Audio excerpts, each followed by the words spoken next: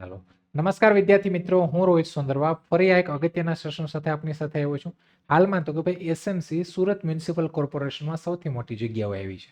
જગ્યાઓ એટલે કે 2300 ની આસપાસ જગ્યાઓ છે. આમાં તો કે એક પોસ્ટ છે, ટોટલ 45 જેવા કેડર છે. આ 45 કેડરમાં તો કે એક રેડિયોલોજીસ્ટની પોસ્ટ છે.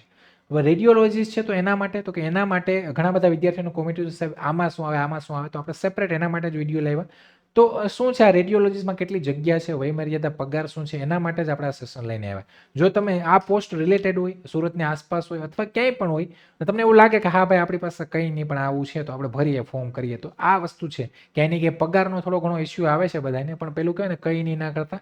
તો સુરતમાં રહેવું થોડું ખાલો ભાઈ કેવર આવે, પણ ફિક્સેશન પીરિયડ 3 વર્ષનો છે. આ વસ્તુ ધ્યાન રાખજો. અહીંયા વાત કરીએ તો કે આ આખી જાહેરાત ફૂલ તો નથી કે ન કહેવાય, કેમ કે હજી સિલેબસ ને પેટર્ન શું હશે ને એ બધું નથી આવ્યું, પણ જેટલું આવ્યું એટલામાં આપણે અત્યારે ચલાવી લઈએ. મેન 1 તારીખથી ફોર્મ ફિલિંગ ચાલુ થશે, 15 તારીખ સુધી ફોર્મ ફિલિંગ થશે, એટલે કે હજી 1 તારીખને વાર છે. ચોથા મહિનાની 1 તારીખે ફોર્મ ફિલિંગ થશે. ક્યાં થશે? સુરત મ્યુનિસિપલ ગવર્મેન્ટ.in ઉપર, એટલે કે સુરતની જે ઓફિશિયલ જે છે વેબસાઇટ એની ઉપર જ થશે. અહીંયા આપણે વાત કરીએ છીએ રેડિયોલોજીસ્ટમાં તો કે રેડિયોલોજીસ્ટમાં ખાલી એક જ જગ્યા છે.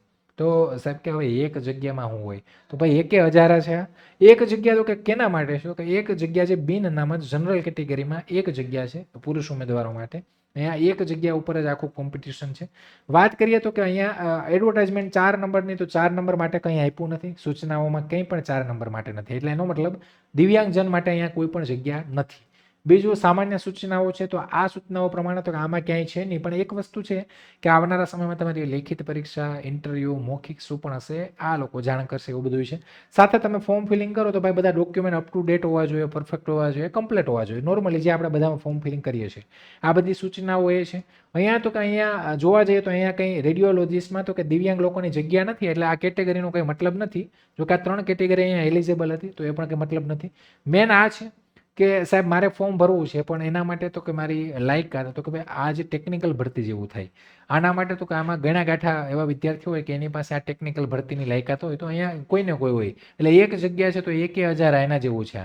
તો અહીંયા વાત કરીએ રેડિયોલોજીસ્ટમાં તમારી એજ્યુકેશન ક્વોલિફિકેશન કઈ જોશે. અહીંયા તો કે અહીંયા તમે એમડી રેડિયો ડાયગ્નોસ્ટિક એમાં હોવા જોઈએ, અથવા તમે એમડીની ડિગ્રી તમારી રેડિયોલોજી અથવા ડીએનબી રેડિયોલોજી આ તમારી ડિગ્રી હોવી જોઈએ સાથે, અથવા ડીએમઆરઈ અને 5 વર્ષનો તમારો એક્સપિરિયન્સ હોય તો પણ તમે ભરી શકો. એટલે કે તમારી પાસે આ રિલેટેડ આમાંથી કોઈ પણ ડિગ્રી હોય અને સાથે આ ડિગ્રી હોય તો તમારી પાસે અનુભવ હોય તો નહીં ચાલે, અથવા તમારી પાસે જો ડીએમઆરઈનો એટલે કે રેડિયોલોજીનો જે ડીએમઆરઈનો કોર્સ છે તમે કરેલો હોય અને તમારી પાસે 5 વર્ષનો એક્સપિરિયન્સ હોય તો તમે ભરી શકો. આમાં તો કે આમાં ઉપરમાં એક્સપિરિયન્સ નથી. સાથે કોમ્પ્યુટર નોલેજ, તો ભાઈ હવે એવી મોટી ડિગ્રી હોય તો કોમ્પ્યુટર નોલેજ તો હોવાનું જ છે. સાથે લેંગ્વેજ, તો કે લેંગ્વેજ એમને આવડતી જ હોય, તો એ કંઈ જોવાની વસ્તુ નથી. તમારી એજ 45 વર્ષથી વધારે ન હોવી જોઈએ, અને એમ્પ્લોય તમે જો એસએમસી ના હોય તો ક્યાંય ને ક્યાંય તમને તો તમને અહીંયા છૂટછાટ મળશે.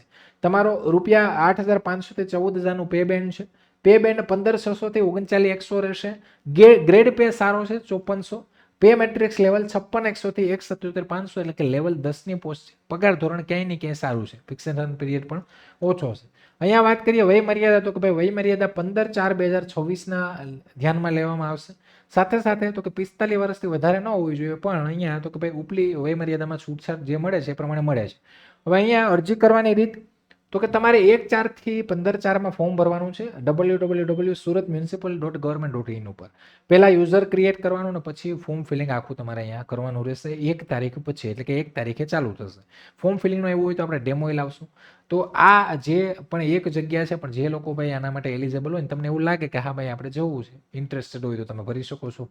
અહીંયા આની કોઈ પણ ઇન્ક્વાયરી, આના રિલેટેડ કોઈ પણ ઇન્ક્વાયરી, તો એના માટે આપણા હેલ્પલાઇન નંબર છે એની ઉપર તમે કોલ કરી શકો છો, અથવા તમે કોમેન્ટ બોક્સમાં કોમેન્ટ પણ તમે ડ્રોપ કરી શકો છો. અને જો તમે નવા હોય તો આપણું ટેલિગ્રામ ચેનલ છે એ લાઇક, શેર, સબસ્ક્રાઇબ કરજો, જોઈન થઈ જજો.